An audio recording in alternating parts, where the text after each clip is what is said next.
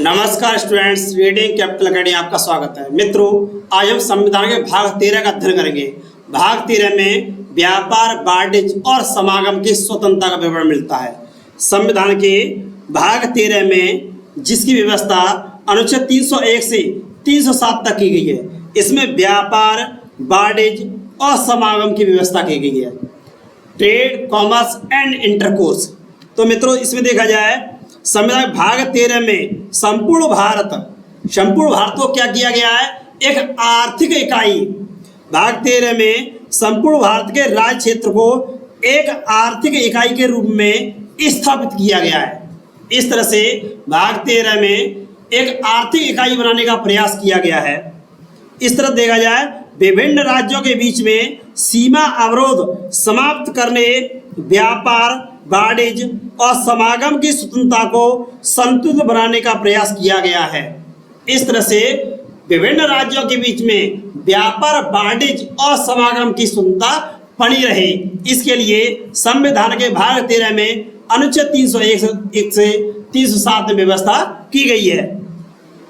इस तरह से देखा जाए, राज्यों के बीच में और राज्यों की सीमा के भीतर अवरोधों को हटाने का उद्देश्य व्यापार का बेहतर सृजन करना है। इस तरह से व्यापार अच्छा चलता रहे, इंडिया की कॉमर्स आगे बूस्ट करे, इसके लिए एक आर्थिक इकाई बनाने का प्रयास किया गया है। नेक्स्ट देखेंगे, व्यापार, वाणिज्य और समागम की स्वतंत्रता। अनुच्छेद 301 से 307। 301 से 307 के रूप में जो व्यापार, वाणिज्य, समागम की स्वतंत्रता है, उसमें अब हम अनुच्छेद 301 का अध्ययन करते हैं। 301 में क्या है? व्यापार, वाणिज्य और समागम। इस तरह से अनुच्छेद 301 कहता है कि व्यापार, वाणिज्य और समागम की स्वतंत्रता होगी। ये कैसी होगी? राज्यों के बीच में और राज्यों की सीमा के भीतर व्यापार, वाणिज्य और समागम की स्वतंत्रता को संवैधानिक संरक्षण दिया गया है। इस तरह से इसको कॉन्स्टिट्यूशनल प्रोटेक्शन दिया गया है कि वस्तुओं का और सेवाओं का व्यापार सुनिश्चित हो सके। इस तरह से देखा जाए, प्रत्येक व्यक्ति को एक राज्य से दूसरे राज्य में और अपने राज्य की सीमा के भीतर व्यापार, वाणिज्य और समागम अर्थात वस्तुओं को लाने और ले जाने की स्वतंत्रता है। इस तरह से एक राज्य से दूसरे राज्य में ला सकते हैं और एक राज्य से एक जिला से दूसरे जिला में ले जा सकते हैं। इस तरह से वस्तुओं के और सेवाओं के व्यापार की सुविधा दी गई है। लेकिन हालांकि अनुच्छेद 302 से 305 तक कुछ प्रतिबंध लगाए गए हैं।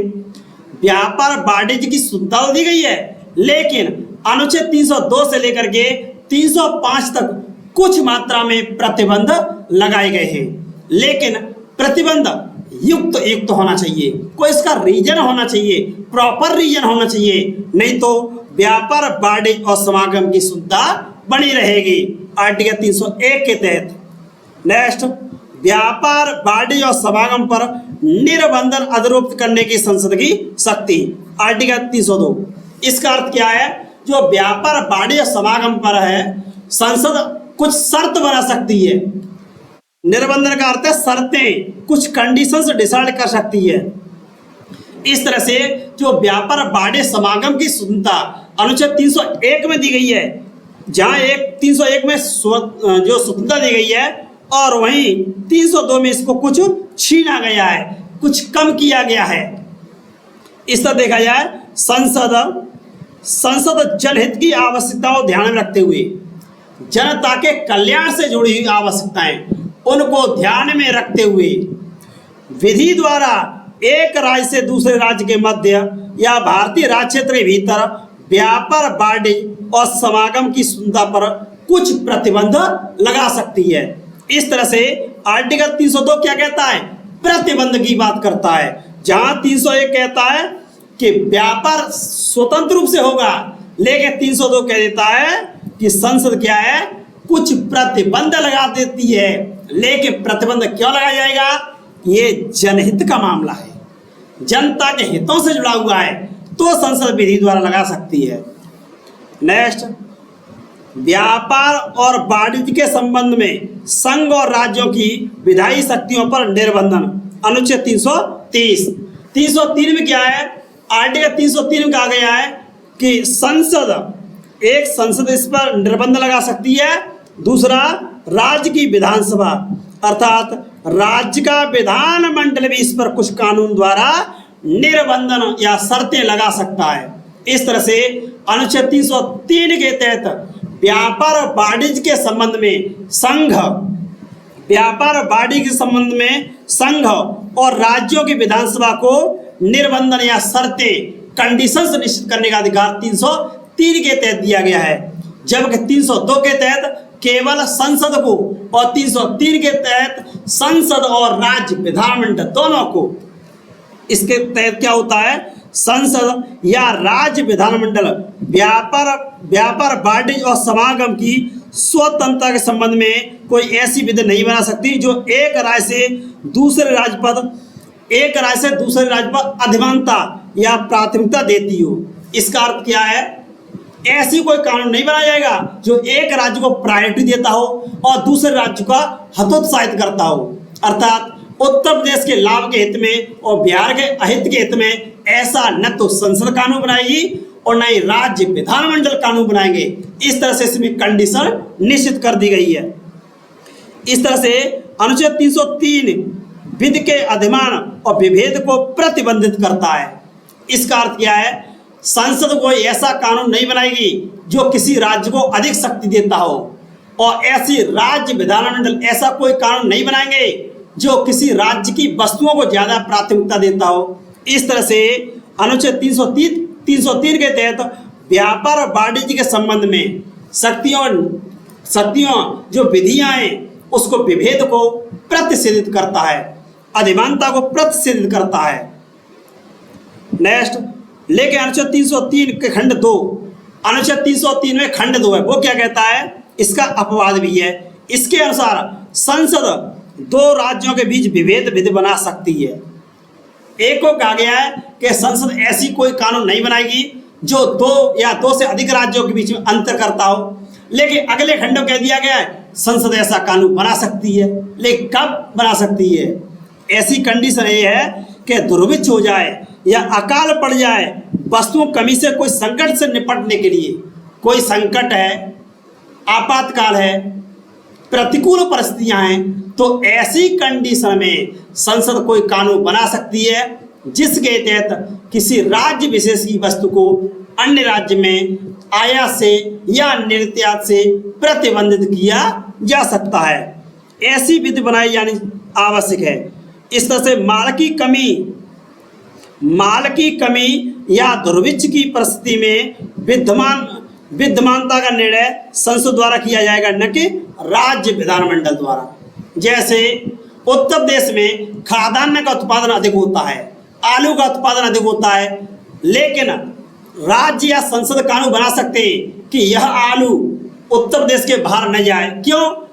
क्योंकि यदि ये देखा जाए कि यहाँ आलू उत्पादन कम हुआ किसी वर्ष, तो अन्य राज्यों में ट्रांसपोर्ट कर दिया गया, तो हो सकता है यहाँ आलू की कमी हो जाए, क्योंकि यहाँ पहले से ही जनसंख्या अधिक है। इस तरह से संसद को अधिकार दिया गया है। लेकिन ऐसा कब होगा, जब दुर्भिक्ष हो, अकाल हो, प्रतिकूल परिस्थिति हो या वस्तुओं का उत्पादन कम किया गया हो।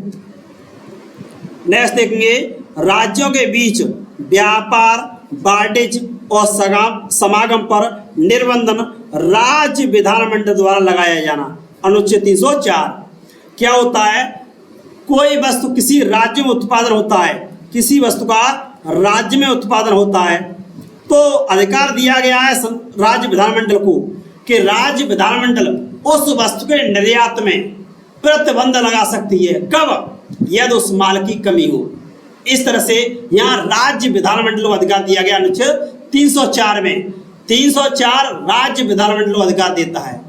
ठीक है स्टूडेंट्स, इसके अनुसार राज्य विधानमंडल विधि द्वारा किसी दूसरे राज्य से या संग्रह क्षेत्रों से आयातित माल पर कर लगा सकती है। इस तरह से क्या होता है, यदि किसी वस्तु का उत्पादन उत्तर प्रदेश में होता है और इसी तरह से बिहार में होता है, तो कोई यूपी में वस्तु बन रही है, उस पर राज्य सरकार कर लगाती है। इसी तरह से बिहार से बन के कोई वस्तु आ रही है तो उस पर भी कर लगा सकती है।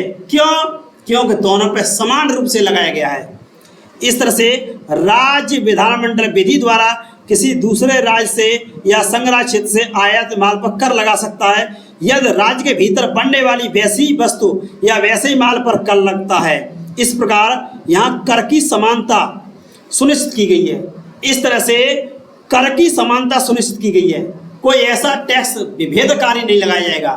यदि यूपी में लगाया जाता है यूपी की वस्तु पर, यदि कोई बाहर से आयातित वस्तु है, इंपोर्ट की गई है, तो उस पर उतना कर लगाया जा सकता है।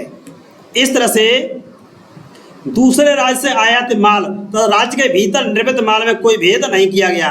इस तरह से राज्य विधि द्वारा लोक हित में युक्त प्रतिबंध लगा सकता है, लेकिन जनहित में जनता के कल्याण के लिए कुछ प्रतिबंध लगाया जा सकता है। लेकिन ऐसा निर्बंधन अधिरोपित करने वाला विधेयक राष्ट्रपति की पूर्व अनुमति से विधानमंडल में पुनः स्थापित किया जा सकता है।